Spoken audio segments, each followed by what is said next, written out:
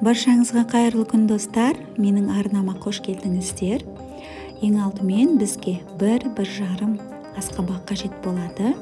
Асқабақты шетінен дәл осылай турап шығамыз, қабығынан тазартып аламыз. Мінекей. Видеоның маңызды сәттерін жіберіп алмас үшін арнаға тіркеліп қоюды ұмытпаңыз.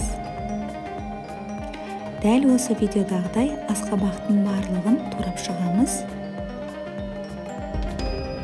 Мінекей турап шықтық. Енді кастрюлемізге су құйып, асқабақ салып, 10-15 минут шамасында пісіріп алатын боламыз. Мінекей 10 минут өтті. 10 минуттың ішінде біздің асқабақтарымыз пісіп дайын болды. Мінекей, енді аздап суытамыз. Енді бізге блендер қажет болады.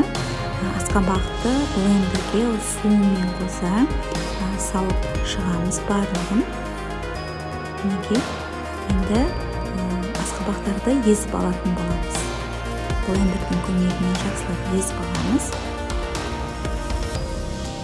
Мінекей осындай болды. Қоймалы жылы массадан болды.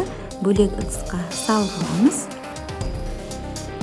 Енді ұнымызға шамамен 650-700 граммдай ұн салдым. Үстіне тұз саламыз. Аздап 1 шай қасық қант саламыз. 8 грамм ашытқы және 1 жұмыртқаны қосамыз. Блендерден өткізіп алған асқабақты 2 бөліп құятын боламыз. Жайлап, ақырындап қолымызбен қамыр дайындаймыз. Жұмсақ қамыр жақсылап илеп шығамыз. Асқабақты 2 бөліп құямыз. Жақсылап қамыр илейміз. Бізде жұмсақ қамыр шығады. Қамырымызды илеп болдық. Енді бетін пищевой пленкамен жауып, 1 сағатқа көтерілгенше қойып қоямыз.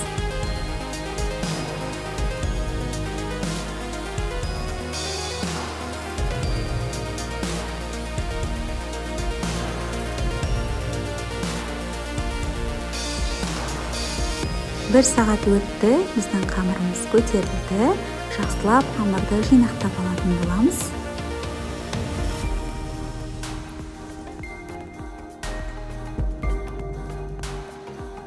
Үстелдің үстіне ұнды сеуіп, қамырымызды жинақтаймыз. Енді оқтаудың көмегімен орташа, өте жұқа емес, қалың емес, орташа көлемде жаятын боламыз.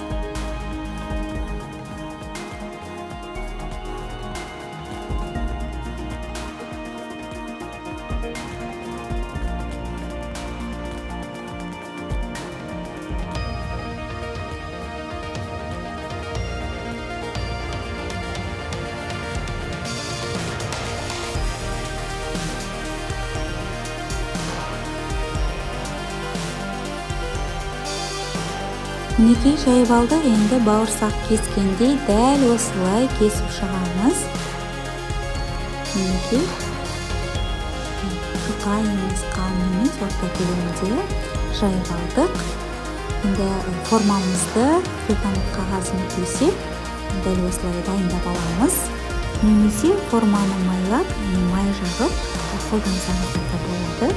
Қамырларды 4 бұрышты етіп кесіп шығамыз. Дәл осы видеодағыдай кесіп шығыңыздар. Кесіп алдық. Енді формамызға мінекей осындай 4 бұрышты етіп аламыз. Енді формамызға бір шетінен бастап жайғастырамыз. Бірінен кейін бірін дәл осылай салып шығатын боламыз. Барлығын осылай кесіп, бірін үстіне бірін салып шығамыз.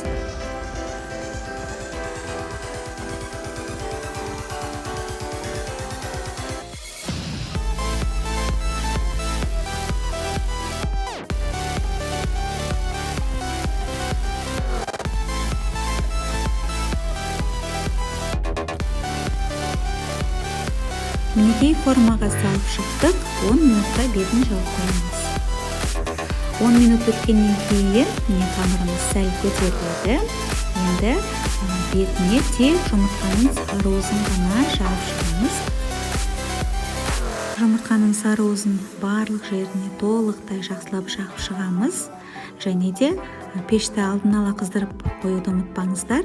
Қызып тұрған пеште 150-180 градустың арасында пісіреміз. Яғни әр пештің қызуы әртүрлі болғандықтан 150-180 градустың арасында 20-25 минутта пісіріп аламыз.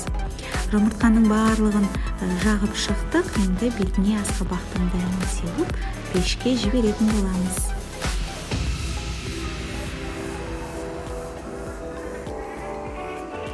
Мінеки достар, біздің асқабақты нанымыз пісіп шықты. Өте жұмсақ, дәмді болып шығады. Иісі де өте аңқып, әдемі шығып тұр. Мінеки сап-сары, жұмсақ, пышный болып пісіп шықты.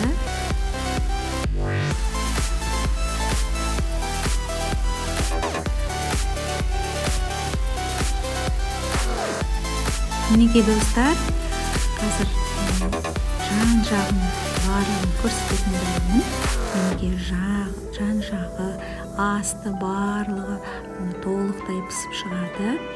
Қазір және де сіздерге ортасын бөліп көрсететін боламын. Ортасы да толықтай әдемі болып пісіп шығады.